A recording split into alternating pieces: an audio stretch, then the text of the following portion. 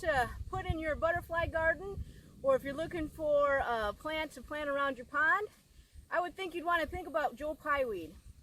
Not only would Joe-Pye weed is a great pollinator, but you could also plant it because it could bring you good luck, or it might help you with that love life of yours.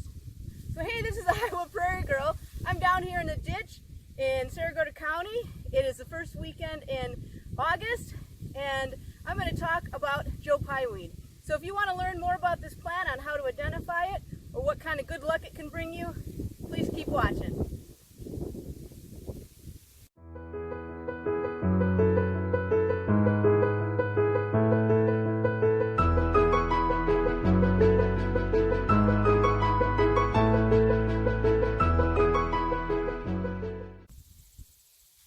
Joe-Pye weed prefers to grow in the full sun. Sometimes you might find it in a partial sunny area. And you're going to find it along water edges, in marshes, fens. You can plant it around a pond. So it really likes the wetter areas. It can even tolerate standing water. So that's where you're going to find Joe-Pye weed. It does not like disturbed areas. If you find it, it's going to be more of a high quality kind of area. Now, Joe-Pye weed is one of my favorite flowers, and how do you tell someone why it's one of your favorite flowers? It's kind of like trying to tell somebody what your favorite color is. And the funny thing is, most of the time my favorite flowers have to do with the leaves. I really like the Joe-Pye weed leaves. Joe-Pye weed leaves they can get up to be 7 to 9 inches long, and they're about 2.5 inches wide. They taper at both sides, so it means that they're skinny at one end, skinny at the other end.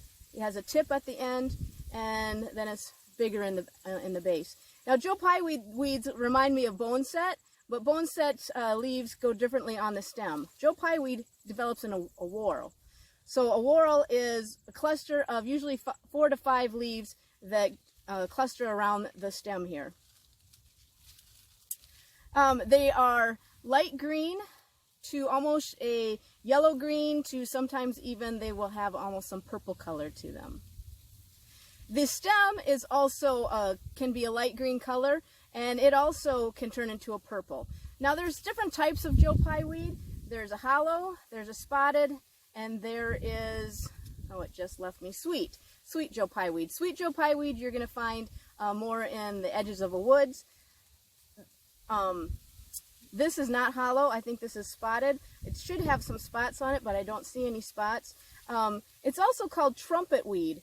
And the reason it's called trumpet weed is ages ago, the children would snap it, and it had a hollow stem, and they would treat it like a trumpet. But I checked one of these stems, and it is not hollow. So this must be spotted Joe-Pye weed. So a little bit more about the stem. The stem is real stout, meaning it's real thick and heavy and sturdy. It basically is, it doesn't branch off until you get to the very top, where it then finally branches off into the flowers, and you'll have a main cluster of flowers on the top, and then maybe some few branches on the bottom where you'll have smaller clusters of flowers. The leaves also, say a little bit more about those. The leaves are rough on the top. They feel rough, and they have some real fine hairs on them. That's why they feel that way.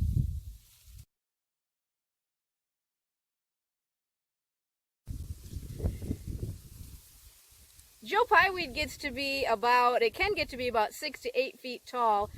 I myself have not seen plants that tall. I have seen pictures. These plants here are about, what, 4 feet tall? So you have the stem that I mentioned, and it terminates or ends with a panicil, or a flat-topped cluster of flowers at the top. So you'll have a large panicil or array of flowers on the top that can get up to about 10 inches long, and then you'll have some branches underneath it that will spike out with smaller clusters of flowers. So each flower head you could have up to 12 to 100 flower heads on Joe-Pye weed, and then each of those flower heads have anywhere to 8 to 20 different little floret flowers on those flowers. And as you can see, there are a lot of different colors. They range from a light pink to a purple color. So lots of different colors on Joe-Pye weed. And it does have a floral scent.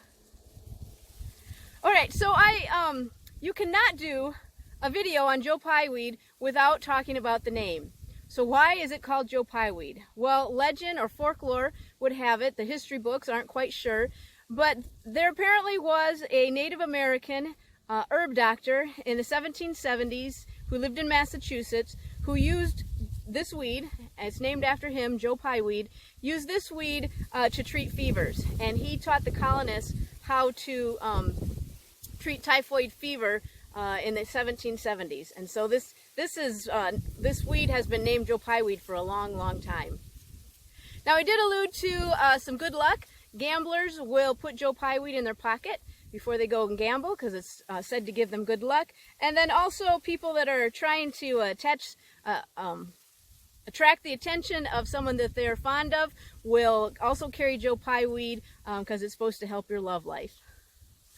Alright, so this is Iowa Prairie Girl. I'm certainly happy that you watched my video. And you know, you don't have to come out and crawl around the ditches on a county road to see something wonderful. So again, I would encourage you just to get out there and see something wonderful. Please like my YouTube channel, please share it, subscribe, and again, thanks for watching. This is Iowa Prairie Girl.